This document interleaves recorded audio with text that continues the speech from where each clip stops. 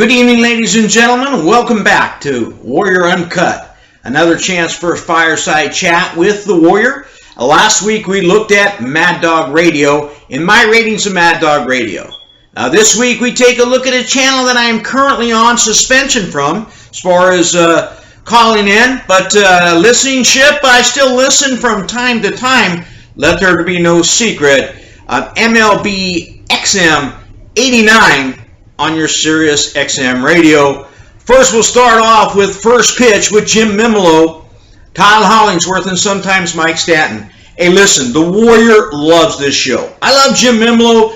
We've had some back and forth. I'll take some shots at him. He'll take some shots at me for my past addiction to the weight loss or stimulant, the Monster drink. But I love Todd Hollingsworth. He does a great job. These guys really get it. They understand that they're there for entertainment purposes and to give some knowledge. Now, granted, there's a lot of egos that go into it. If there wasn't egos into it, they wouldn't be doing the job. But I like this show. Overall, it's a great show. Stanton sits in sometime, the former New York Yankee Mike Stanton. They both do a good job as far as Hollingsworth and Stanton. And Jim Mimolo, without a doubt, is probably one of my favorite guys in all of radio. I love baseball. He loves history.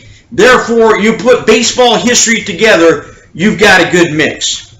That show is quickly followed up by Power Alley with Mike Farron and Jim Duquette. Hey, listen, I like Mike Farron.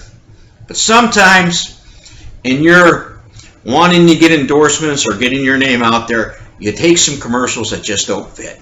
I don't know if you've ever seen the commercial or listened to the commercial, MyPillow.com, with Mike Farron talking about his pillow and his relationship with his pillow, but definitely not a fitting side in my mind. But Mike Farron is a very good professional. Does a great job on the radio, a lot of good interviews, doesn't take himself too serious, like Mimolo. They both share that. They understand it's about the games, it's about the callers, it's about the listeners, and he has a great passion for the game.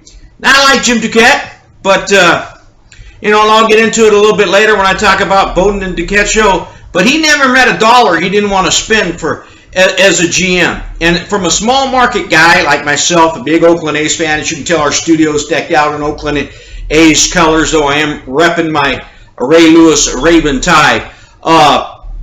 I just don't think you can look at it like that. He just, he reminds me of John Kretchen, the former, hey, so what, $3 or $4 million turn up missing. Just don't want a guy he's just not a guy that I want watching my bank. I'm a small market guy. I like the way Houston's going about it. They're going to be a good team. And I like the way that Billy Beane has done. Small market means that you can't always spend. You don't have to go out and spend $13 or $14 million on a pitcher when you can get the same amount on your investment on your dollar by spending $3 or $4 million on a young kid. Followed up by Inside Pitch. And I grade this show with a great deal of tribulations. And one of the reasons is that there's not a nicer guy in radio than Casey Stern. There's not a guy more genuine than Casey Stern. And he does this show with Jim Bowden. It's on weekdays from 2 to 6 Eastern Time and Saturdays from 10 to 1 p.m. But I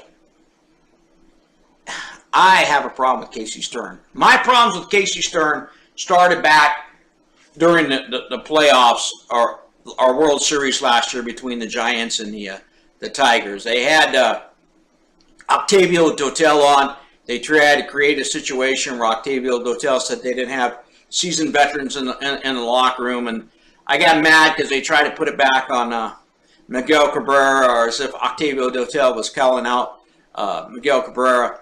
I just don't think it was that way. I just think that the question was misinterpreted. I think a lot of it had to do with translation. And that's why a lot of times players with Hispanic backgrounds who don't speak English as a primary language won't do interviews with the press. So then it continued when I called Josh Hamilton a crackhead on my Twitter, which I shouldn't have done. Bad choice of words on my point, or on my part. Josh Hamilton struggled with an addiction. It was wrong for me to do that. But he stopped me from calling for a little bit because I posted that on my Twitter. That was quickly followed up by another argument between the two of us. And then he really pissed me off. And here's how. He did an entire hour on Jason Collins, who doesn't even play baseball, and called him a hero because he came out and said he was gay. He's at the end of his career. We've had this discussion before. He is not a hero. Heroes are guys like Scott Roth, a soldier that I was stationed with that died in Panama in 1989 at the age of 19. Heroes are Pat Tillman, who sacrificed their life for the country. The next time that you call an individual a hero because he says that he's gay, why don't you just go out and pee on a cemetery at Arlington Cemetery, because you're kicking our soldiers, the true heroes, in the teeth when you do stuff like that, and it pisses me off, and I don't care if Casey Stern and I ever speak again, when you denigrate those that have served in the service by calling somebody who came out at the end of his career with a chance to reap millions and be on Oprah and call him a hero. You've done a slap in the face to our veterans and people who truly are heroes. At night we have MLB Round Trip. That's filled in by Mike Stanton, Cliff Floyd sometimes. Like I said, Stanton does a good job. Cliff Floyd always has some good stories. Kevin Kennedy, any manager in baseball right now, that if Bob Melvin wasn't the coach of the Oakland A's, or if Bruce Bochy wasn't the coach of the Giants, and I had to go out and hire somebody, my two teams from the Bay Area, I'd go out and get a Kevin Kennedy. That's a genuine guy, works hard, knowledgeable, good with the fans, and I just think it's almost criminal that he's not currently working in Major League Baseball. On Saturday mornings, I wake up, get to listen a little bit to Ed Randall, get to listen to Rico Petrosilli's stories on the old Red Sox, all of baseball. I like that show, and they both do a pretty good job, and I appreciate it. That show is followed by the General Manager's Corner with Duquette and Bowden. Like I said, both guys never met a dollar they didn't want to spend. But they give you a look at baseball that we as fans don't normally get to see. It's the process from the minor leagues to the majors to guys that are hanging banners and what goes across in running the team, why you decide to give a guy a contract, why you put a guy on or draft a guy on the Rule 5, why you'd be willing to give that guy back. I just think it's a look at baseball that we normally don't get to see. I don't like the way that they're so free with spending their money, but it's a great show, and I highly encourage anybody that's looking for a job in big league baseball or even at the minor league level to listen. There's a lot of things in there that are covered that they don't always intentionally cover, but you learn a lot just from listening to them. And like I said, that shows a credit to the station. Regardless of their free spending ways, I still think it's a great show.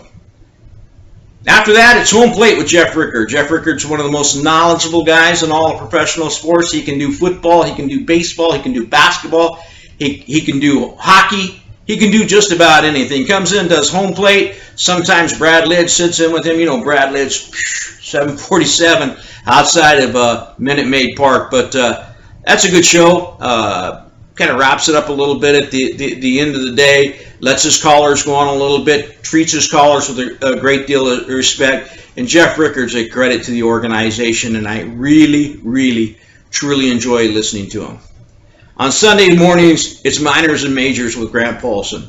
Look, I love the minor league sports. Everybody knows of my love for Sonny Gray. Everybody knows of my love for Grant Green. But this guy really has an insight on some of the guys at all the minor league levels. He has guests on there that can rate your depth chart all the way down to the A level for teams that you follow. So if you like minor league sports, if you like what's going to happen not only this season for your team, Grant Paulson's the guy to listen to on Sunday mornings. Does a good job, and I really like the guy. He's good with his callers, good with his guests, gets a lot of information out there in a very short period of time. Now, some of the fill-in guys that they have is, look, there's no bigger kiss ass or suck up than Rich Herrera. Does a good job and good interviews, but, Rich Herrera never met somebody's butt he didn't want to kiss.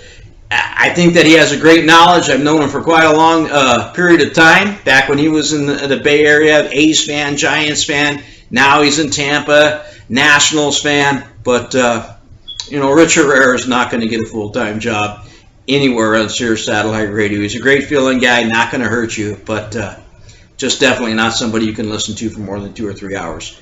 Once again, I am legendary sports radio icon, The Warrior. We'll do this every week. I think next week we'll look at the football channel, XM88 on your dial, and we'll look at the Nick Pavlatos and the rest of that football channel at Sirius Radio. Once again, I am legendary sports radio icon, The Warrior, and thanks for having a quick look at me at the Major League Baseball channel.